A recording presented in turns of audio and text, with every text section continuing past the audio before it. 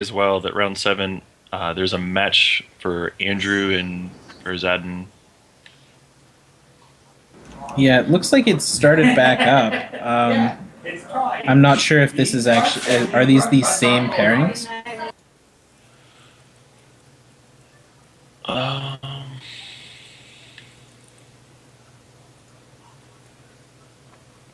Yeah, see a Dryst is couple against that look the Fierock. same. Yeah, so I Dryst suppose... So I suppose at least those two are the same here. Did you guys... the man just sent you a cached copy or Wow, something. that instant intentional draw by Shosny and Kind Mime. Wow. Just wow. I mean, it's gonna happen. It is gonna happen. Alright. Game's up.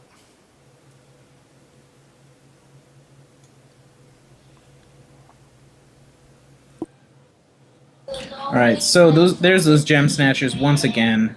Looks like they're out early on the turn 2. Rage 1 and Unblockable. Dryst, of course, running the tournament favorite, Wild Ruby. Not using Stormcloud sleeves, though, that Dryst. Probably going to make Kismet angry there. Fierock on turn 3 is going to play out that Crackling Vortex, swing in with his Gem Snatchers, and we'll see what happens here.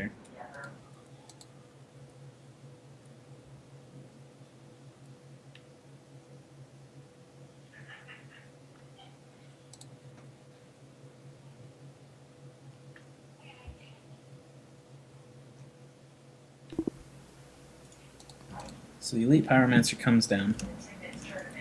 And still nothing from Dryst here. What really can Dryst play to pull this board state back? The Wrathwood Mastermoss is the first thing that comes to mind. On turn 3, does he really have an option here to save the board? Well, I assume he had Bolt already. He just didn't use it because he didn't... Well, maybe... Yeah, I probably would have used it on Gem Snatchers, actually. I don't know. I guess he just doesn't have removal right now. He chooses to use the Bolt. Knocks...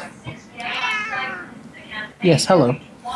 He knocks the Elite Pyromancer off the board, and here we are back at kind of a neutral board state.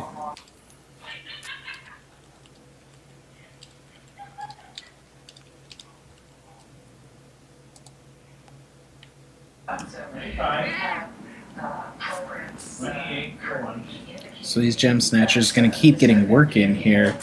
I wonder if they were more dangerous maybe than the Elite Pyromancer, because the Elite Pyromancer, of course, required something else to come down. The Gem Snatchers on their own are pretty terrifying.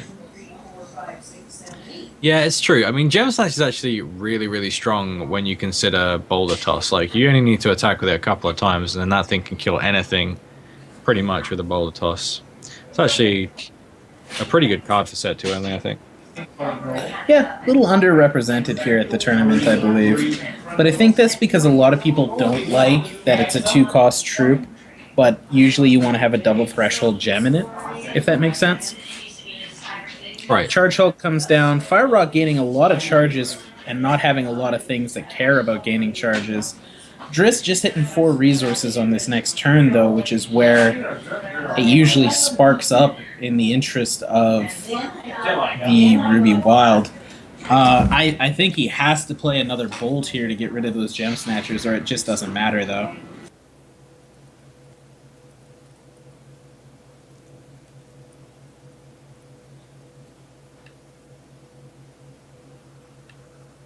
I mean, he can just block. He does have Ruby troops, I assume.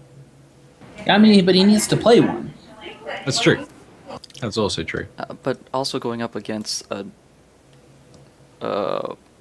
Blood Ruby deck, do you risk playing out a troop that might be removed or be hit by a boulder?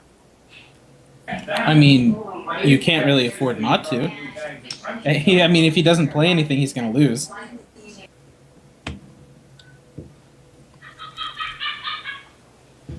JJ, is that your background, bud?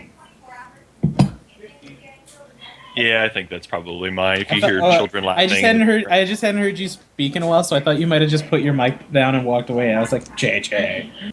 No, I'm here. just having some connection issues with watching the game. Fair enough. Have you Yeah, tried it's just... very buffering a lot, many times. Really? I haven't had any issues watching this one. You guys should turn off your other streams, maybe? Oh, and the round ends. Dryst throws that one back. I'm still on him playing Jags for the first time.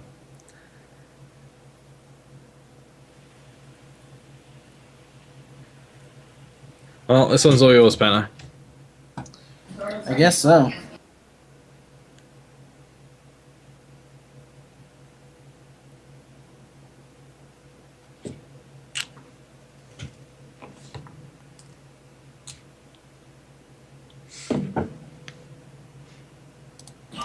Yeah, they're going into the reserves here. Things are just slowing down for a little bit. Guys, it's the last round, and I know that tiebreakers and a lot of things on Challenge don't work the way they should. But that's just a problem with the program. I mean, there are not a whole lot of other things we can do about that. How many times has Jags eaten a crackling rot during this tournament? I wonder if we can ask Data Dragon that. I wonder if that's like something... Data Dragon, how many Jags died to crackling rot this weekend?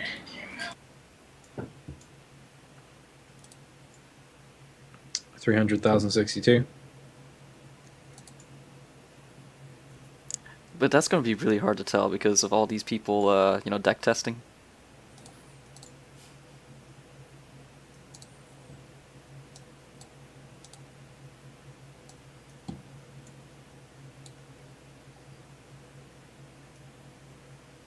Yeah, obviously that's a pretty specific piece of information and a very weird time frame.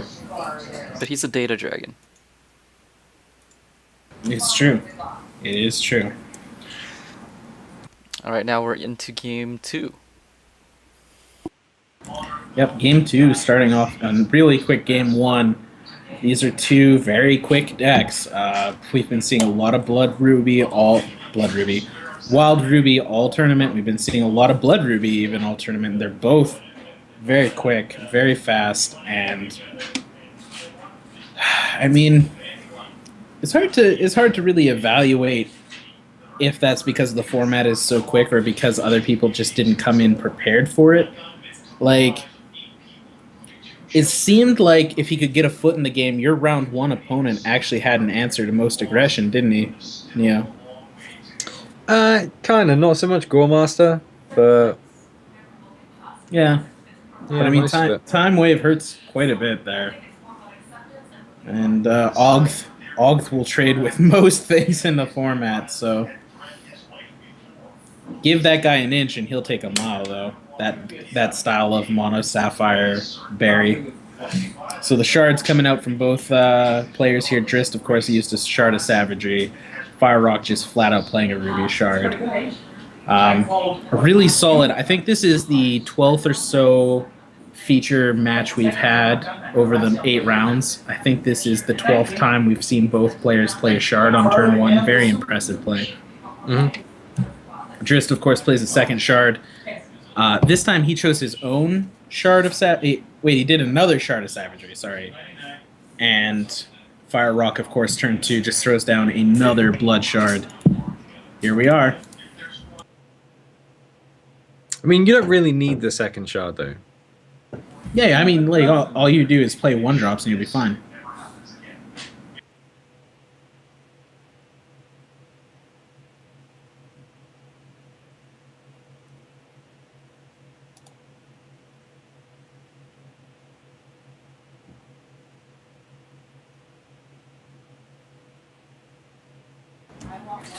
Alright, so there's that Warrior of Andronicus from Dryst. On turn 3, the Warrior of Andronicus puts a lot of pressure on the board for Fierock to have to worry about. It's a 3/3 for 3 with the ability to become a 5/5.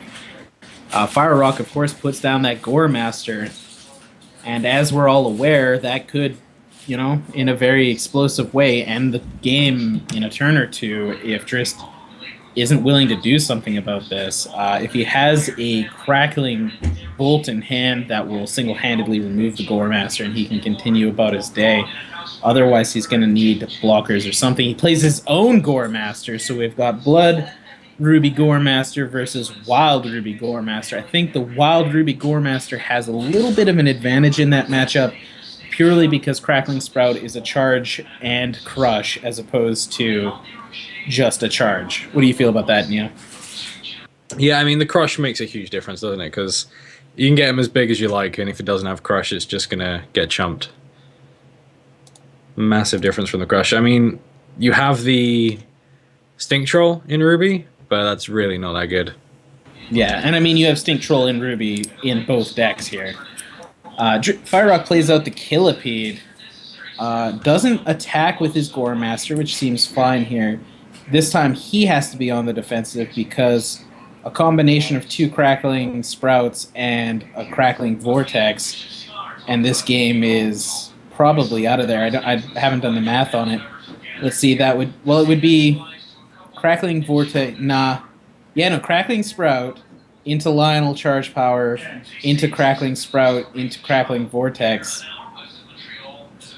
That's more than enough for lethal. It's a very specific set of 4 cards. 3 cards. There's the Crackling Sprout. There it is. 6/5 Crush Gore Master out of nowhere. Dryst uses the champion charge power. 9/5 Crackling Vortex. 36/5 Crush Gore Master. Here it comes. For those Gotta of you, love it. oh, there it is. How do you? there, and he has enough resources in hand to play Boulder Toss just in case. You know, on the off chance he needed to, Boulder Toss is available. Fierock, of course, had no resources at that point. There was no answer.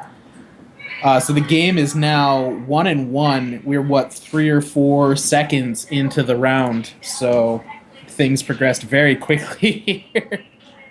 But like I was saying, I had 2 Crackling Sprouts in my prediction because I wanted to make things seem really out of hand. But there it was. Wow. Wow. So, is this matchup determined by who goes first, JJ? Yeah, going first definitely makes a big difference. I don't know it's the only thing that matters, but it definitely makes a big difference here. And it could matter also if the Crackling Rot comes out early, or the Crackling Bolt on the Gore Master. But yeah, I tend to agree with you that I think the Wild Ruby is probably where I would want to be in this matchup.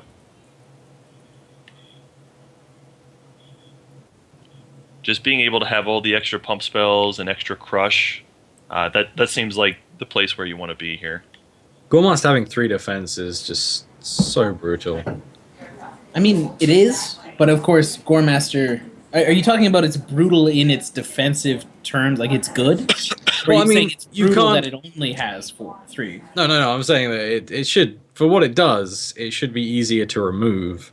Yeah. With quick speed things, like even in set 1, you can't burn it, you can't obviously Crackling Rot it, you can murder it and stuff, but the quick speed removal you have to get it when it's in its process of buffing up, like it would be good if you could remove the card whilst they're spending cards, so you could do it in response to like a burn or a Crackling Rot in response to a Sprout, and that would not only waste their card but kill the troop. But you can't do that with Bolt because it's a basic action. It's a pretty high defense for the amount of power it has, in my opinion. Yeah, I agree. Agreed. It feels like it should be a little bit lower on the toughness. I don't know if it should be. It's a rare. 1/3 feels okay. They wanted to increase the power level in set 2 a little bit, and you have to, like, even in the best of worlds, like, you have to have a way to increase its base attack before it can get out of hand for too long. And then you also have to be able to give it crush. So that's huge too. Well, whether Here it comes should those gem be snaps, is by the different, way. but the reason it's so powerful is because of that specific Oh thing. yeah, Its which is defense good. is 3. Which is good. It's nice to see a card that can define a format. It does feel like a lot of really good cards end up in Ruby lately. I mean, I don't think we've ever had a meta where Ruby wasn't viable, which is neat. Anyway, back to the game. We got the turn 2 Gem Snatchers versus the turn 3 Jags the Blade Master. But Gem Snatchers don't actually have access to their charge power for Rage, and Fierock is snap, crackling, bolting the Jags the Blade Master. It doesn't look like he's going to put a third shard down for the turn. 6 cards in hand and stuck on 2 by the looks of it. Dryst, on the other hand, 6 cards in hand, about to draw 1, already at 3. If he has another Jags here, I think that's pretty good for him. Any Ruby troop that can deal with those Gem Snatchers feels like nothing but value.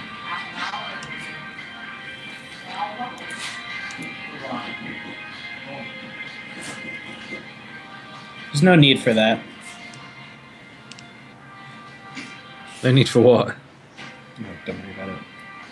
Oh. Sorry.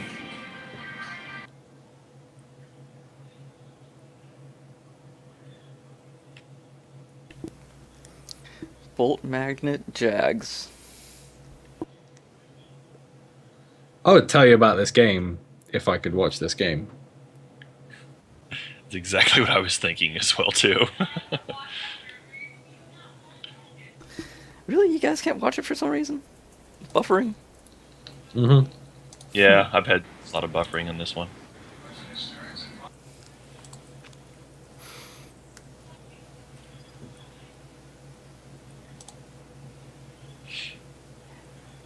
So maybe you should call it out then, Tech.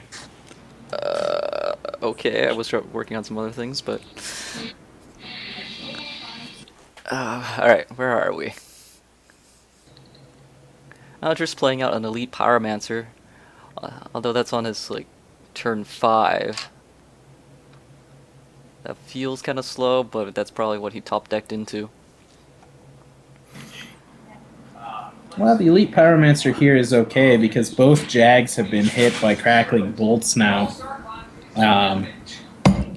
Those crackling bolts not really changing much about the... Oh, wow.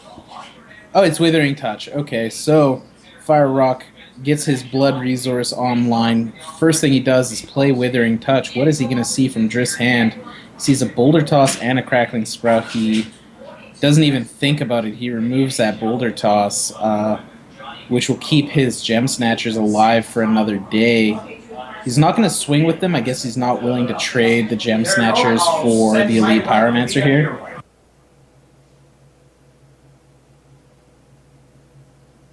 How many decks in this tournament have used Sight of... Oh, have any decks? Yes, decks have used Sight of Sun.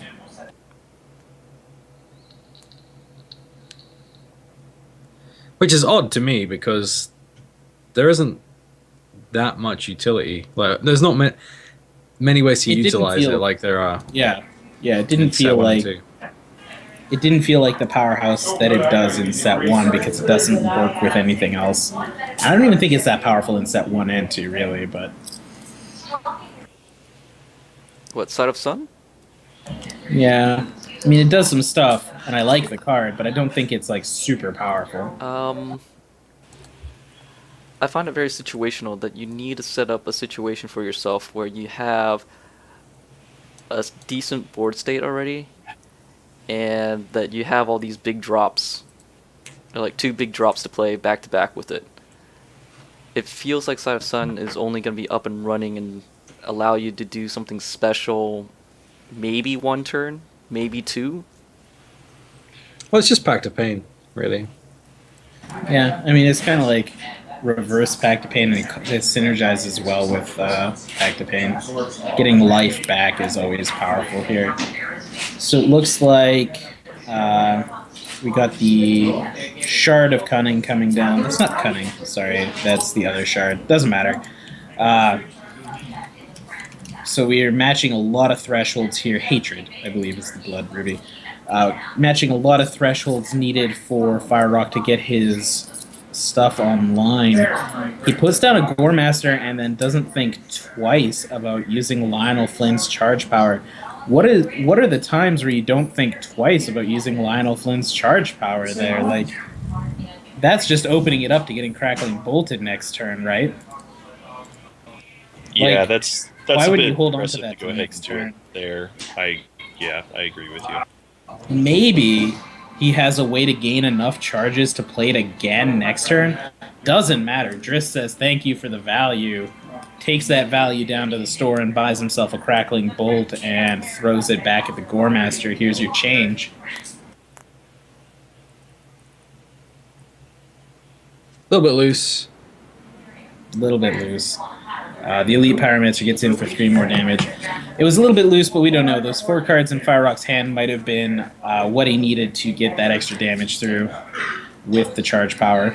Like, maybe it was enough to activate another charge power and make a 748 attack Gore Master.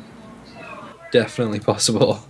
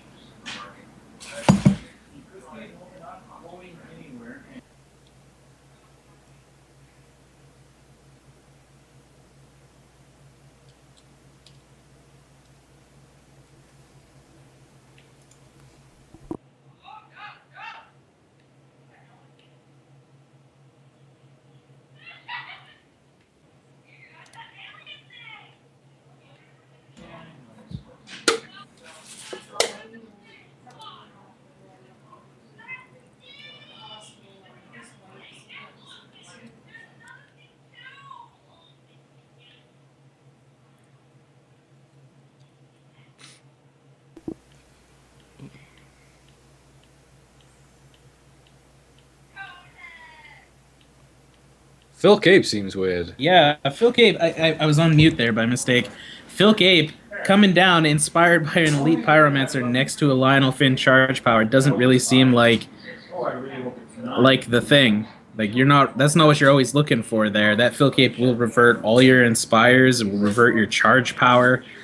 It does slow down the Gem Snatchers here, but I don't know if that's necessary. Maybe the Phil Cape was a little bit of reserves tech.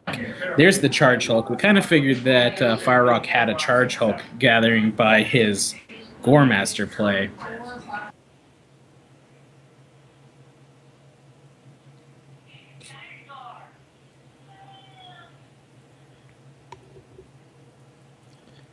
Honestly, I don't hate the block here, considering there's a Phil Cape on the board now.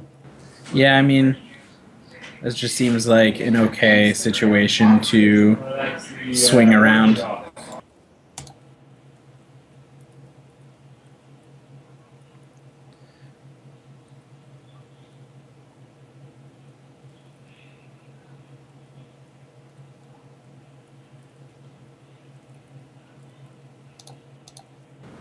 So Dryst just thinking about what he's going to do here. He's got a Phil Cape on board. At the end of the turn, that Phil Cape is going to make that Charge Hulk back into a 3-2, and then it can block up the board again. He's got no use for his charge power as long as he's got a Phil Cape. He needs to put down...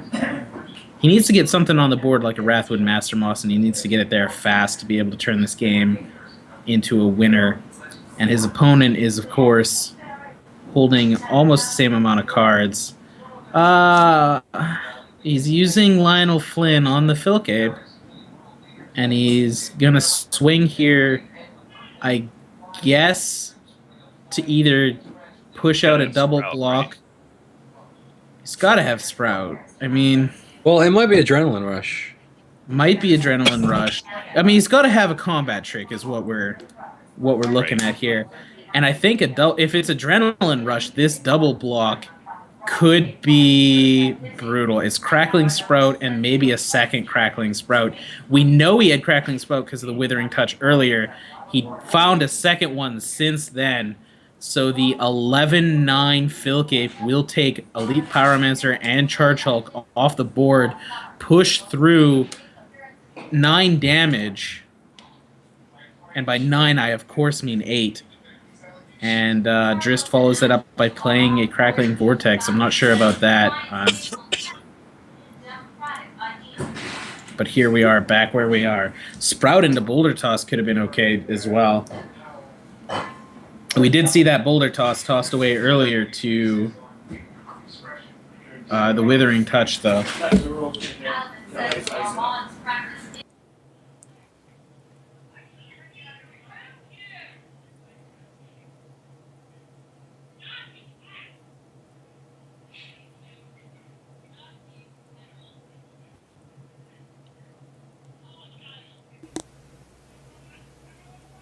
Dryst is putting the charge power again on the Filt. Yeah, more Filcape charge power. That's it's a pretty good sign of some sort of aggression here. If he has Crackling Sprout, there's nothing Fierock can do. Well, is there? He's got 4 defense versus 9 attack. Yeah, that would be not quite lethal, but pretty close. Whew, that Filcape. That Filcape getting some work done purely because of its size as a troop, not because of its effect here.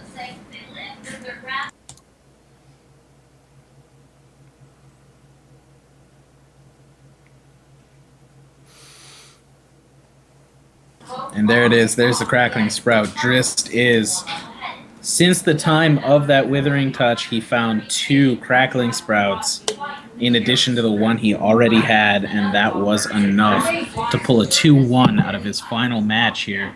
Fierock, of course, put together a pretty good defense there, both of them playing Charge Goremaster decks. But the Wild variant just happened to be the one that got there here. They say good games to each other, they congratulate each other. It was a pretty good little situation. Should have double blocked, says Shosny. It would have been left on 1. Yeah, but I think he had to bank on his opponent not having a third Crackling Sprout there in order to pull the game back. Had he double blocked, we don't know what was in his hand, but had he double blocked, I'm guessing that would have just resorted down to delaying the game.